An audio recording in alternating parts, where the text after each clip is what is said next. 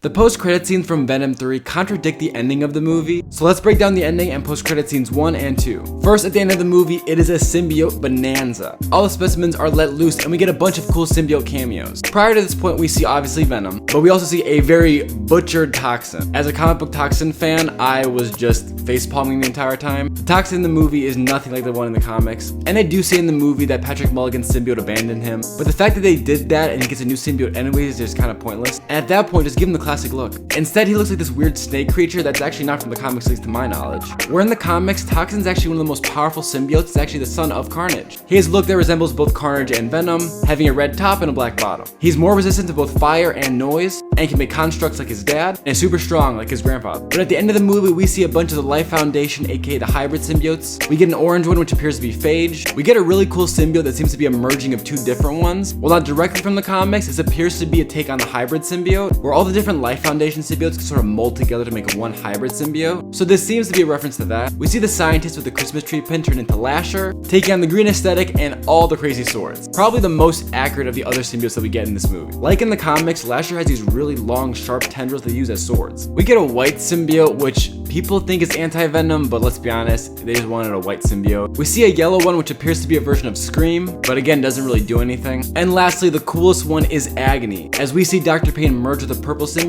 which because of her backstory gains lightning super speed. This is not at all from the comics, this is solely from the movie, and was just for the aesthetic. I don't remember at what point, but we also see a symbiote that shoots like fire or something. This could be a reference to like Red Goblin, aka when Carnage merged with Green Goblin. In reality, similar to Agony, it was just for the aesthetic. But at the end of the movie, Venom sacrifices himself so that Eddie can live his full life, and with Venom's death, the Codex is destroyed, and with it, the Xenophage and Knull are defeated. At least that's what we're supposed to think, but then in the post-credit scene, it seems that Knull is actually awakened, and that the King in Black is coming, and it seems that Knull has escaped somehow, which kind of undermines Venom's whole sacrifice, but giving them the benefit of the doubt, I'm assuming Knull is still fully imprisoned, and that he's just monologuing into the void. By the way, if you didn't know, Knull is the king and god of the symbiote. Being older than the universe itself, he's the god of the void and all darkness, one of the most powerful characters in all of Marvel Comics, having killed multiple Celestials, created the symbiotes, and wields the Necro Sword. Using the All Black, he's able to communicate telepathically with all symbiotes across the multiverse, creating a sort of hive mind that they actually reference in this movie and the past one. Which leads us into the second post-credit scene, where we see a cockroach in the rubble of Area 51, which is a reference to earlier in the movie, where Dr. Payne says that cockroaches have survived throughout all time. And we see the cockroach go to a broken vial that used to hold one of the symbiotes. The confusing thing is that we know that one of the vials did have a sample of Venom, but if you look closely, there still appears to be electrical residue on the vial, meaning that it should be Agony, which is confusing either which way. Because if it's on the Venom sample, again, it undermines Venom's whole sacrifice, meaning that Venom is alive and can still find his way to Eddie, and then this whole problem is back again. Or two, it's on Agony, but Agony is supposed to be with Dr. Payne now, so I'm not sure. This seemingly is setting up that one, Venom could return, or that we're gonna get a new symbiote to be the face of this new Venomverse, as Sony is very clearly not done anytime soon with the Venomverse and the symbiotes, as Knull is being teased to be this grand threat that we're gonna face sometime in the future. Which there have been a lot of rumors that's setting up Spider-Man 4, with Knull being the main threat of that movie, with the new Spider-Man 4 official release date putting it right in between Avengers Secret War and Doomsday, and this movie having zero links to Spider-Man. It seems those rumors are probably not true,